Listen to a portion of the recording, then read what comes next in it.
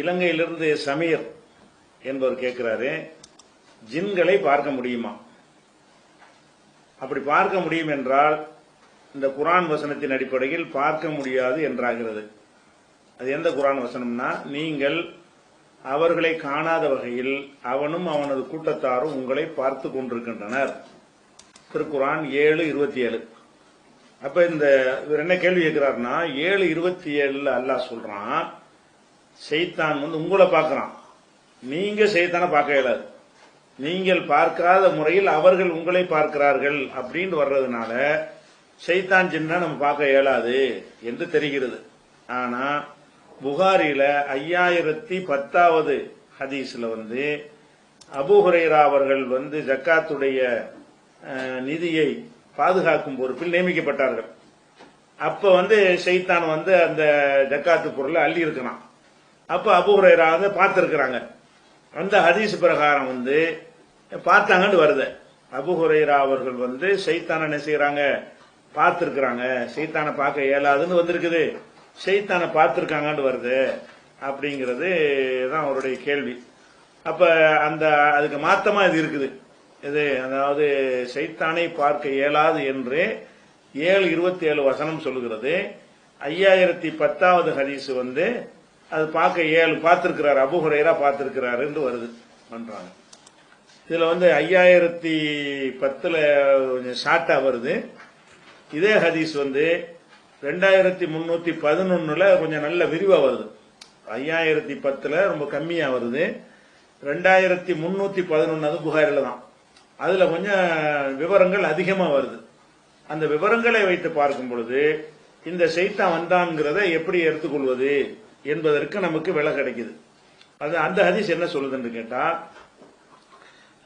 ரமலானுடைய ஜக்காத்தை பாதுகாக்கும் பொறுப்பை எனக்கு ரசூலுல்லாஹ் தந்தார்கள். அப்போ ஒருவன் வந்தான், அத்தானி ஆத்தின், ஒரு ஆள் வந்தான். ஜால யஹ்சு மின தஆமி ஃபஅஹத்து, அவன் உணவுகள் அல்ல ஆரம்பிச்சான். நான் போய் அவனை பிடிச்சு விட்டேன். குல்த்து, நான் சொன்னேன், வல்லாஹி லா அர்ஃபு அன்னக இலா ரசூலில்லாஹி ஸல்லல்லாஹு அலைஹி வஸல்லம், உன்னைய ரசூலுல்லாஹ்ட்ட கூட்டிட்டு போயிருவேன், உன்னை விட்டுருவேன் அப்படின்னு சொல்றாரு.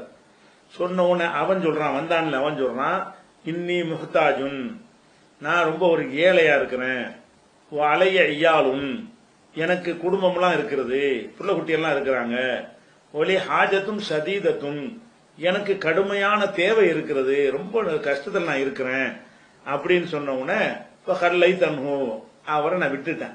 யார்? அபூ ஹுரைரா சொல்றாரு. சக்காத்தை களவாங்குறான், களவாண்டவனை பிடிச்சிட்டு போயிடுவான், ரசூலுல்லாஹ்ட்ட கொண்டு கொடுக்க போறேன் உடனே அவன் வறுமையா இருக்குன்னு சொல்லி முறையிட்ட உடனே அப்புறம் நான் என்ன செஞ்சிட்டேன், போடான்னு விட்டுட்டேன்.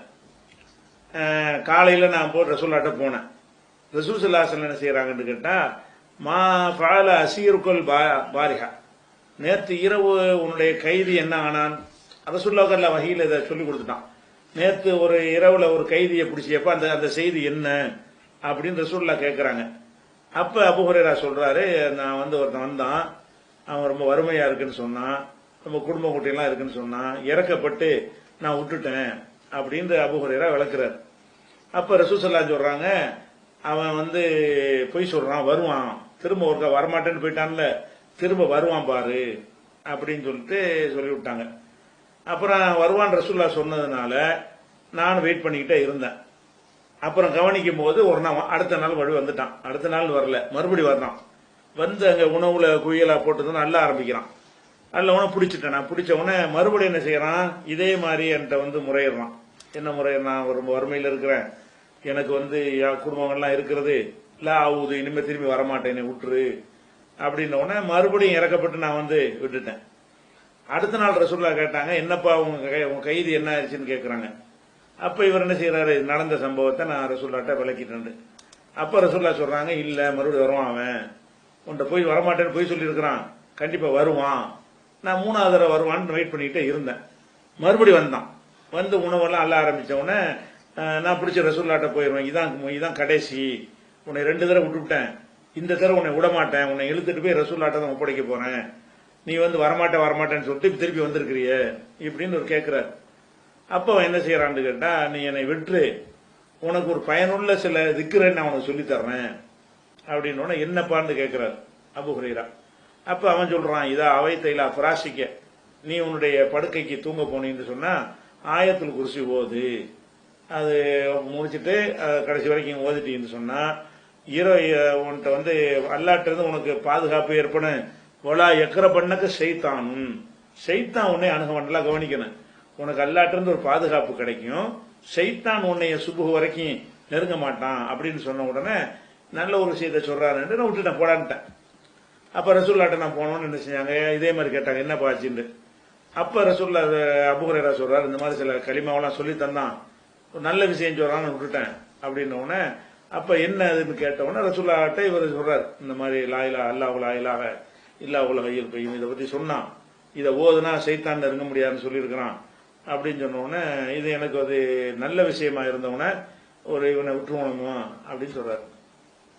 அப்ப ரசூல்லா சொல்றாங்க, அம்மா இன்னஹு கது சதக்க, அவன் உண்மையை தான் சொல்லி இருக்கிறான், ஆனா ஒஹோ கதுபுன், அவன் பொய்யன் தான், அவன் பொய் தான் அவனுடைய வேலையா இருந்தாலும் இப்ப ஒன்னு சொன்னான்ல ஆயத்துல் குர்சி சம்பந்தமா, அது உண்மை கரெக்டான விஷயம், மார்க்கத்தில் உள்ளதுதான் சொல்லி இருக்கிறான் அப்படின்னு சொல்லிட்டு தாலோ மண் துகாத்தி உன் தலாச லயாலின் அபூ ஹுரைரா, 3 நாள் ஒருத்தர் பேசிட்டு அவன் யாருன்னு உனக்கு தெரியுமான்றவன, இல்லையே அவன் தான் செய்தான் அப்படி ரசூல் ஸல்லல்லாஹு அலைஹி வஸல்லம் சொன்னாங்கன்னு இது கொஞ்சம் விவரமாக வருது. இதை வச்சு பார்க்கல என்ன வருதுன்னு கேட்டா நம்ம 2 விஷயம். ஒன்னு, ஷைத்தானை பார்க்க இயலாதுன்னு குர்ஆன்ல இருக்குது. இந்த ஹதீஸ்ல இது ஷைத்தானை ஷைத்தான் நம்ம அர்த்தம் வச்சோம்னா ஷைத்தானை அபூ ஹுரைரா பார்த்திருக்கிறாரு அப்படிங்கிற ஒரு அர்த்தம் இதுல கிடைக்கிறது. அப்படின்னா முரணாகுதே, ஷைத்தானை அபூ ஹுரைரா பார்த்தாருங்கிறது முரணாகுதே என்றால், இது முரண் இல்லாத வகையில இருவிதமாக நம்ம என்ன செய்ய முடியும், விளக்கம் கொடுக்க முடியும். ஒரு விதம் என்னன்னு கேட்டா, இந்த ஷைத்தான் என்று இங்க சொல்லக்கூடியது ஒரு கெட்ட ஒரு மனிதனை ஷைத்தான் என்று ரசூலுல்லாஹ் சொல்லியிருப்பாங்க. ஏன்னு கேட்டா அந்த ஷைத்தான்ங்கிற வார்த்தைய நம்மளை வழிகெடுக்கிறான்ல உள்ளத்துல நுழைஞ்சி அந்த ஷைத்தானுக்கு சொல்லுவாங்க. அதே மாதிரி கவிஞர்களை பத்தி சொல்லும் போது ரசூலுல்லாஹ் கெட்ட கவிஞனை சொல்லும் போது அந்த ஷைத்தானை பிடிங்க அப்படின்னு ரசூலுல்லாஹ் சொல்லுவாங்க. ஆனா அவன் ஷைத்தான் இல்ல, மனுஷன் தான்.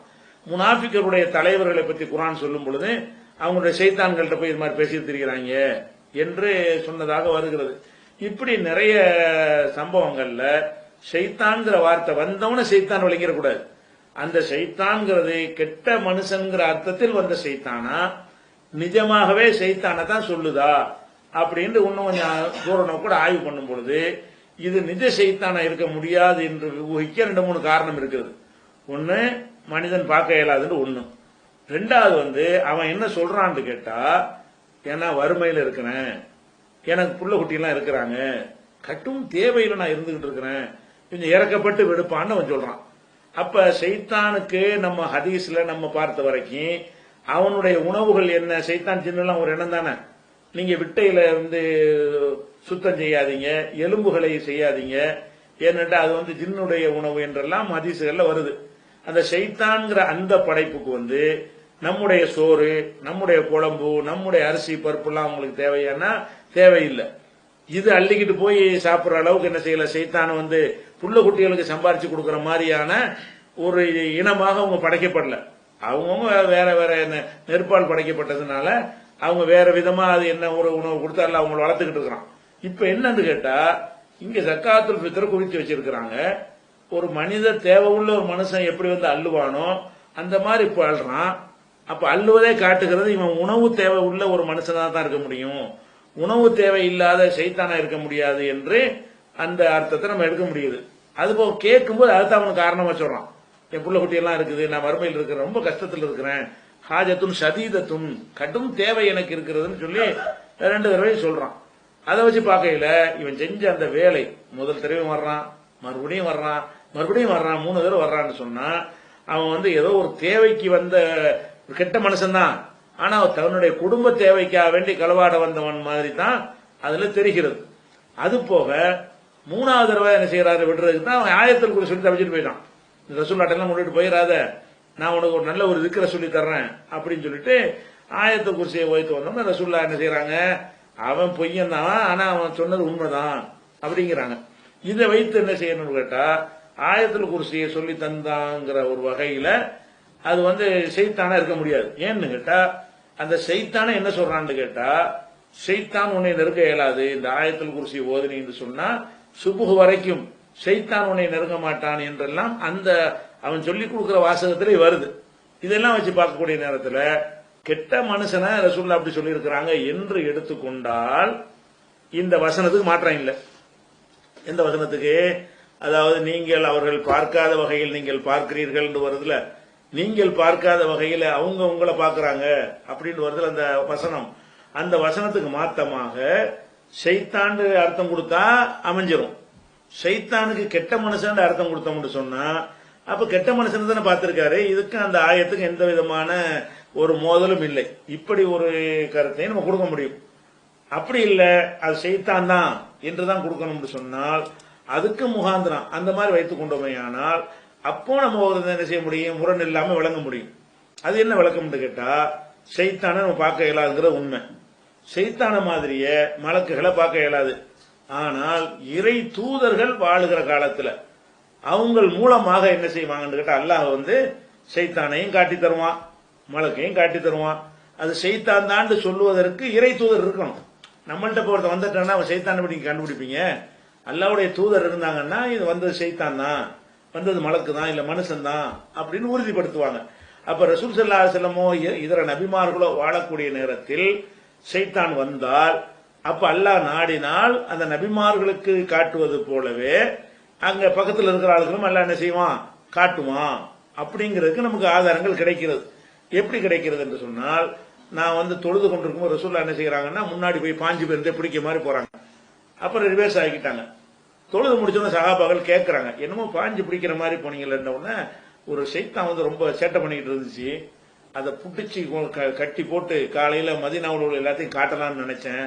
சுலைமான் நபியுடைய துவா எனக்கு யாபத்துல வந்துருச்சு, அதனால அந்த எண்ணத்தை கை விட்டேன்.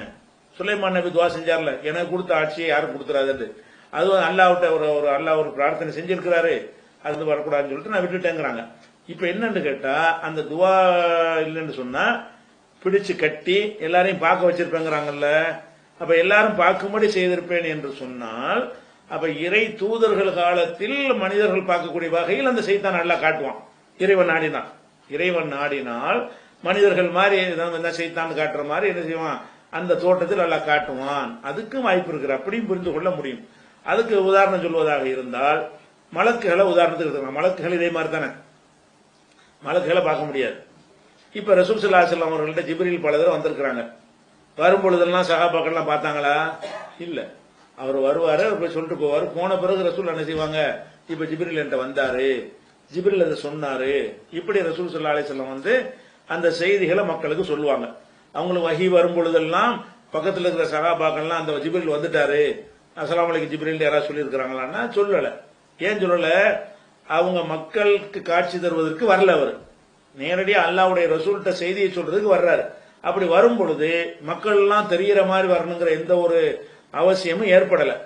அதே நேரத்தில் சில நேரத்தில் மனிதர்களுக்கு காட்சி தருவதற்குன்னே அல்லாஹ் அனுப்பி வைப்பான். அப்படி ஒரு சம்பவம் தான் அது அந்த புகாரி 50வது ஹதீஸ்ல வருது. அதுல என்ன வருதுன்னு கேட்டா, ரசூலுல்லாஹ் சபையில் இருக்கும் பொழுது ஒருத்தர் வெளியிலிருந்து ஒருத்தர் வர்றாரு, ரசூலுல்லாஹ் பக்கத்துல உட்கார்றாரு. இஸ்லாம்னா என்னன்னு கேட்கிறாரு, பதில் சொல்றாங்க ரசூலுல்லாஹ். ஈமான்டா என்ன, இஹ்சான்டா என்ன, இந்த மாதிரி கேள்வி எல்லாம் கேட்கிறாரு. கேட்டுப்பட்டு ஆள் போயிடுறாரு. போன உடனே ரசூலுல்லாஹ் என்ன செய்யறாங்கன்னா, ருத்து ஆளை கூப்பிடுங்க, போய் ஆளை போய் பாருங்கன்ற உடனே போய் உள்ள போய் வெளியே போய் பாக்குறாங்க, ஆளுகளை காணோம். அப்ப ரசூலுல்லாஹ் சொல்றாங்க, இது யார் தெரியுமா வந்தது? ஜிப்ரீல். மனுஷன் தான் கண்டுபிடிச்சிருப்பீங்க, அது ஜிப்ரீல். வெளியே போனது அவர் ஜிப்ரீலா மாறிடுவார். அவருடைய யதார்த்தமான இதுக்கு மாறிட்டாருன்னா உங்களுக்கு பார்க்க முடியாது, சந்து பந்துல எல்லாம் போய் மறைய மாட்டாரு. அப்ப அந்த மாதிரியாக உள்ளது ஹாதா ஜிப்ரீலு, இவர் ஜிப்ரீல் தான். ஜாயு அல்லிமுன் நாஸ தீனஹும், தீனை கற்றுக் கொடுப்பதற்காக வந்தாரு அப்படின்னு சொல்லும் பொழுது இப்ப ஜிப்ரீலையும் பார்க்க இயலாது தானே, மலக்கையும் பார்க்க இயலாது தானே. இந்த பார்த்திருக்கிறாங்களா ஒரு தடவை? பார்க்கணும் என்பதற்காக இறை தூதர்கள் இருக்கும் போது அல்ல அனுப்பி வச்சான்னு சொன்னா அப்ப பார்ப்பாங்க. இறை தூதர்கள் இல்லாத போது அனுப்பி வைக்க மாட்டான். ஏன்? அப்படி அனுப்பி வச்சா அது வழிகேட்டில் கொண்டு தள்ளிற மனுஷனை, நான் ஜிப்ரீல பார்த்தேன், நீ ஜிப்ரீல பார்த்தேன்னு ஆரம்பிச்சிருவான். அப்ப இறை தூதர்கள் இருக்கும்போது அனுப்புனா அது ஜிப்ரீலா இல்லையான்னு அவர் சர்டிபிகேட் கொடுத்துருவாரு.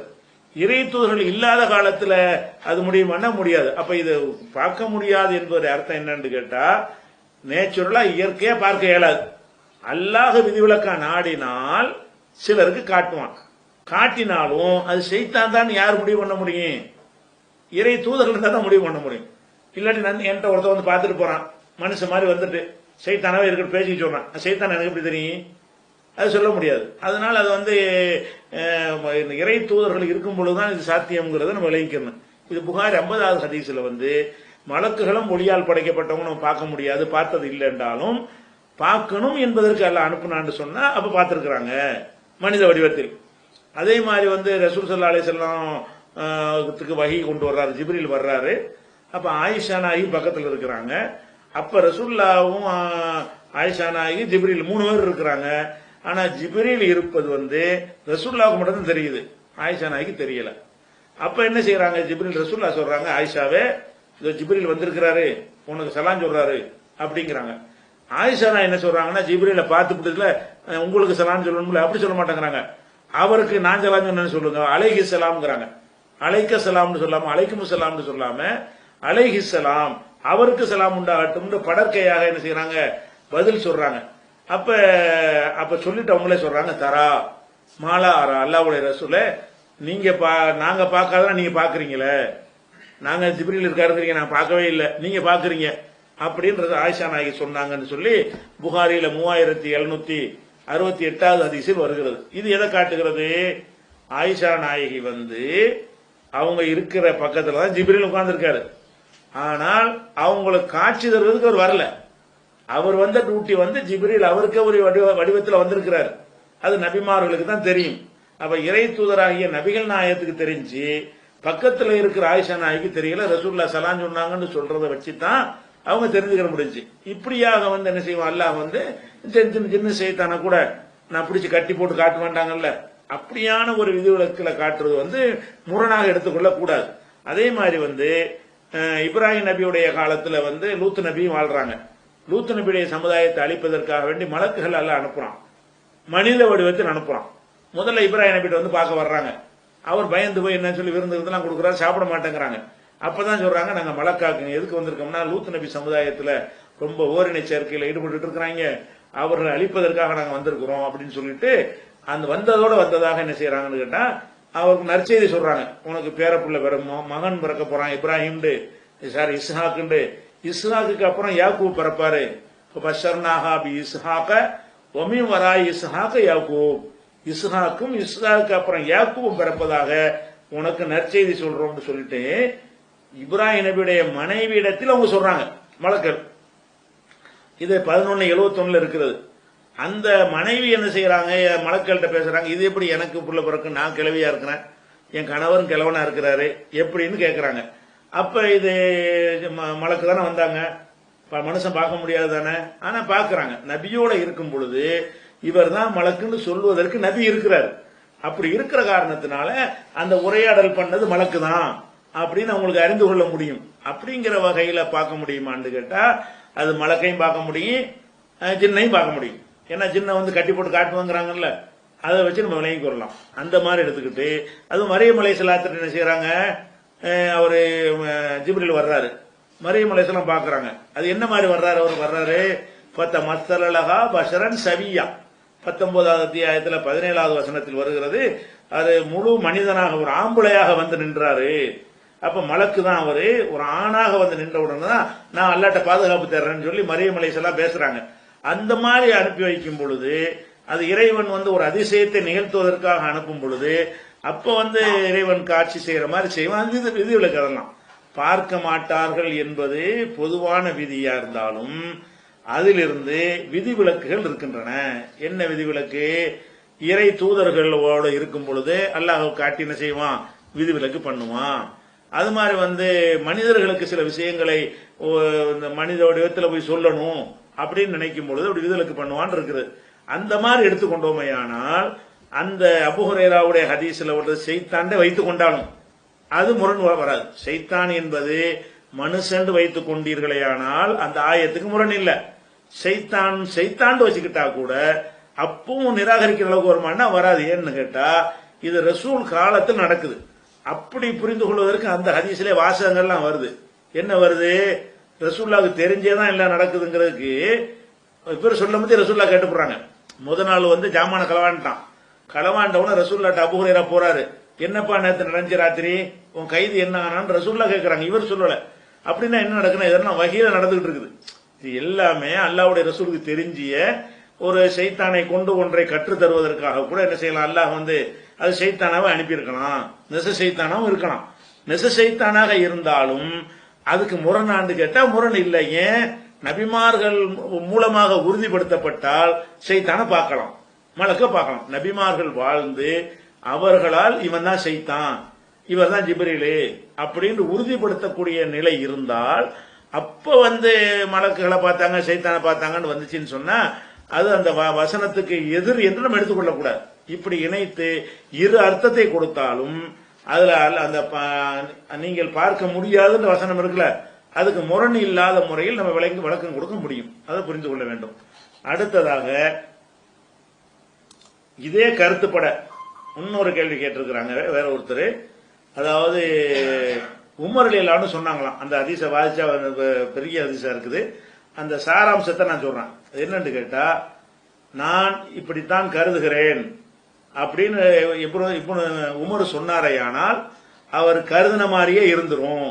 அவர் ஒன்றை நான் இப்படித்தான் நினைக்கிறேன் அப்படின்னு சொல்லிட்டாரையானால் கண்டிப்பா அதுதான் உண்மையா இருக்கும் அப்படின்னு சொல்லிட்டு இப்னு உமர் சொல்லிட்டு ஒரு செய்தியை சொல்றார். உமர் ரலியல்லாஹு ஒரு சபையில் அமர்ந்திருக்கிறாங்களாம். அப்போ ஒரு அழகான ஒரு மனிதர் கடந்து போறாராம்.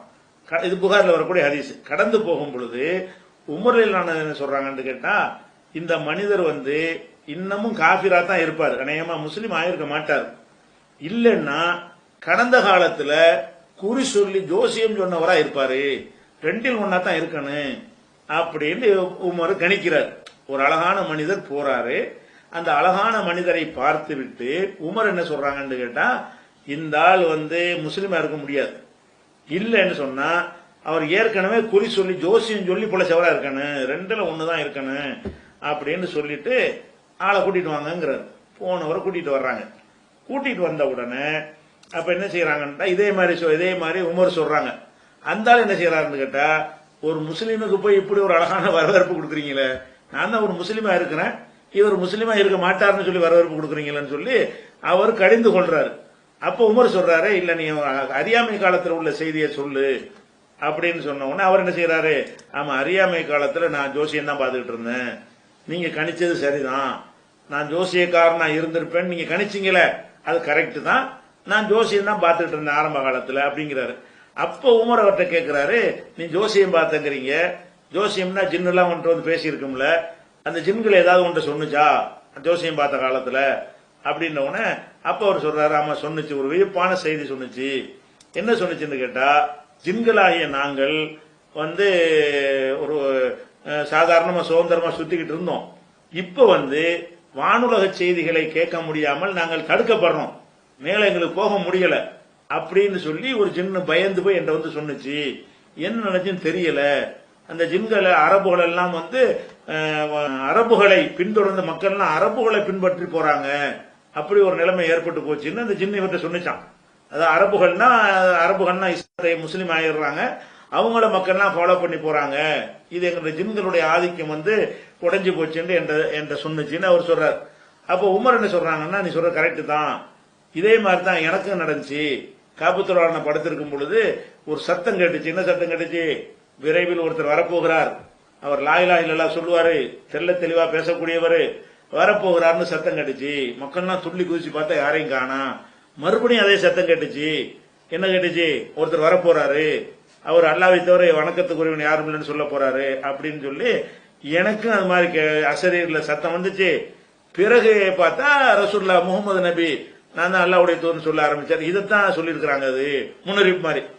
நாங்கள் அங்க காபத்துல்லாஹ்ல படுத்து கிடக்கும் பொழுது இந்த முன்னறிவிப்பு மாதிரி நானும் தான் கேட்டிருக்கிறேன் அப்படின்னு உமர் பெரிய சம்பவமா இத போட்டு என்ன செய்யறாரு, இது என்ன, இதனுடைய செய்தி என்ன, இதனுடைய அர்த்தம் என்ன அப்படின்னு கேட்கிறாரு. இது யார் கேட்கிறாருன்னா சவுதியில இருந்து ஜலால் கேட்கிறார். இந்த ஹதீஸ் புகாரில 3866. இந்த அவர் சொன்ன ஹதீஸ் புகாரில 3866. இதுல என்ன கேட்கிறாருன்னா, இது உண்மையா, இதனுடைய விளக்கம் என்னன்னு கேட்கிறாரு. இதுல மேற்று நம்ம முக்கியமா கவனிக்கிற விஷயம் என்னன்னு கேட்டா, நம்ம ஹதீஸ் நூல்கள்ல வரக்கூடிய எந்த ஒரு செய்தியா இருந்தாலும் அதை நம்ம ரெண்டாக பிரித்து கொள்ளுங்கள். என்ன பிரிக்கணும்னு கேட்டா, அல்லாஹ் சொன்ன மாதிரி அல்லாஹ்வுடைய ரசூல் சொன்ன மாதிரி, ரசூல் அங்கீகரித்த மாதிரி, ரசூல்லா அனுமதிச்ச மாதிரி, செஞ்ச மாதிரி அப்படியே வந்துச்சுன்னு சொன்னா அதுகளை தான் நீங்க ஹதீஸ்ன்னு சொல்லணும். அல்லாஹ்வும் ரசூலும் சம்பந்தம் இல்லாம ஒரு சம்பவமாக செய்திகள் சொல்லப்படுமே, ஆனால் அது ஹதீஸ்ல வராது. இந்த உமர் ரலியல்லாஹு இந்த விஷயத்தை பொறுத்த வரைக்கும் இதுல எந்த ஒரு இடத்துலயாவது ரசூலுல்லாவுக்கு இது தெரிஞ்சது, ரசூலுல்லா ஒத்துக்கிட்டாங்க, ரசூலுல்லா அங்கீகரிச்சாங்கன்னு வருதானே? வரல. இவரா என்ன செய்யறாரு, ஜோசியக்காரன் ஒரு ஆளை பார்த்து இவன் தான் ஜோசியக்காரனா இருப்பாங்கிறாரு, அதே மாதிரி அவன் ஜோசியம் தான் பார்த்தேங்கிறான். இப்படி ஒரு மறைவான விஷயத்த அவர் சொன்ன மாதிரி அதுல வருகிறது. இப்படி சொல்ல முடியுமானா அப்படி சொல்ல முடியாது. ஏன்னா ரசூல் ஸல்லல்லாஹு அலைஹி வஸல்லம் சொல்லிட்டாங்க, ஏற்கனவே உள்ள சமுதாயத்துல இந்த மாதிரி முஹத்தஸூன்கள் சில பேர் இருந்தாங்க. அவங்களுக்கு ஒரு ஆளை பத்தி கரெக்டா கணிக்க முடியாட்டாலும் உள் உதிப்புல எல்லாம் போட்டு விட்டுருவான். அவங்க சொன்னபடி கரெக்டா இருக்கு. இந்த உம்மத்தில் அப்படி யாராவது இருந்தால் உமராக இருப்பார், அந்த உம்மத்தில் ஒருத்தர் இல்லைன்னு அர்த்தம். அப்படியான ஒரு வாசல் அடைக்கப்பட்டிருக்கும் பொழுது ஒரு மனிதர் போகும்போது இவர் ஒன்னு காஃபிரா இருக்கன்னு, இல்லாட்டி ஜோசியம், குறிப்பா ஜோசியம் பார்த்திருக்கணும்னு சொல்றதா இருந்தா, அவர் இன்ன தொழில் தான் பார்த்துன்னு சொல்வதாக இருந்தால் இந்த மறைவான விஷயத்தை சொல்லக்கூடிய ஒரு ஆற்றலை அல்லாஹ் யாருக்கும் கொடுக்கல. அப்ப உமர் அதை கணிச்ச மாதிரியும் கணிச்ச சொல்லும் பொழுது எதை கணிச்சாலும் கரெக்டா தான் இருக்குன்னு வர சர்டிபிகேட் வர கொடுத்து வரும் பொழுது இது ஏதோ ஒரு கூட குறைய இருக்க முடியும். இது உண்மைன்னு போட்டாலும் பொய்யின்னு போட்டாலும் நம்ம மார்க்கத்துல பின்பற்றுவது இதுல ஒண்ணுமே கிடையாது. இது எந்த ஒன்றுக்கும் ஆதாரமாக அது ஒரு சம்பவமா சொல்லப்படுகிறது. அந்த வகையில பார்க்கும்போது மறைவான ஞானம் அவருக்கு இருக்கிற மாதிரி அந்த ஒரு விஷயம் தொடர்கிற காரணத்தினால இது ஒரு நெருடலான சம்பவம். இதை என்ன செஞ்சிடலாம், அலட்சியப்படுத்திட்டு தான் போகணும். இது உண்மையா இருந்தா கூட நமக்கு அமுல்படுத்துவதற்கு ஒண்ணுமே இல்லை. அவர் சொன்னார்னு தான் நிரூபணமாகுமே தவிர சொன்ன செய்தி நிஜங்கிற நிரூபணமாகாது. சொன்ன செய்தி நிஜம் எப்ப ஆகும்னு கேட்டா அல்லாஹ் ஒரு சொல்ல அதுக்கு நற்சான்று கொடுத்தா தான் ஆகும். அந்த அடிப்படையில் பார்க்கும் பொழுது இது ஒரு விஷயம். அடுத்து என்னன்னு கேட்டா அந்த சில உண்மையால கலந்து இருக்கிறது. அதாவது ஜோசியம் பார்க்கிறவங்க எல்லாம் என்ன செய்வாங்க, குறிகாரர்கள்லாம் ஜின்கள் போய் வானுலகத்துக்கு போகும். ரசூலுல்லாஹ் நபியான பிறகு வானுலகத்துக்கு தடுக்கப்பட்டுருவாங்க. இப்ப தீப்பந்தங்களால் எரிந்து விரட்டப்படுறாங்க. அப்போனா என்ன செய்வாங்கன்னா அந்த ஜின்கள் போய் என்ன செய்யற செய்திகளை கேட்டுட்டு குறிகாரருடைய உள்ளத்துல போடுவாங்க. அவங்க ஒரு பொய்ய கலந்து பரப்புவாங்க எல்லாம் வருது. அப்படி தொடர்பு இருக்கிற விஷயங்கள் வேணா குர்ஆன் ஹதீஸ்ல உள்ளதா இருக்கலாம். ஆனால் இந்த பர்டிகுலர் மனுஷன் அந்த ஜோசியம் பார்த்தான் என்பதையோ அவர் ஜோசியக்காரன் தான் என்பது இவர் முன்கூட்டியே இவரை அந்த மறைவான ஞானத்தை கொண்டு அறிந்து கொண்டார் என்பதையோ அது ஏற்கத்தக்க ஒரு விஷயமாக இல்லை. இது ஒரு நம்பகத்தன்மை குறைந்த ஒரு சம்பவம் அப்படின்னு எடுத்துக்கிற வேண்டியதுதான். நம்ம சட்டத்தை எடுப்பதாக இருந்தால் ஜோசியம் பார்க்க இயலுமா, ஜின்கள் இப்ப தடுக்கப்படுறாங்களா, அதுக்கு தெளிவான குர்ஆன் வசனங்களும் ஹதீஸ்களும் இருக்கின்றன. அதிலிருந்து தான் நம்ம எடுத்துக்கொள்ளணுமே தவிர இவர் ஊகமாக சொன்ன ஒரு விஷயத்தை எல்லாம் நம்ம என்ன செய்ய வேண்டியதில்லை, ஒரு ஆதாரமா எடுத்துக்கொள்ள வேண்டியதில்லை. அதனால இதை வச்சு சைத்தானை பார்க்க இயலுமா பார்க்க இயலாதா, ஜின்கள் சந்திப்பாங்களா இல்லையா அப்படிங்கறதெல்லாம் நம்ம என்ன செய்ய வேண்டியதில்லை, எடுக்க வேண்டியதில்லை. அதுக்கு நமக்கு வேற ஆதாரங்கள் இருக்குது.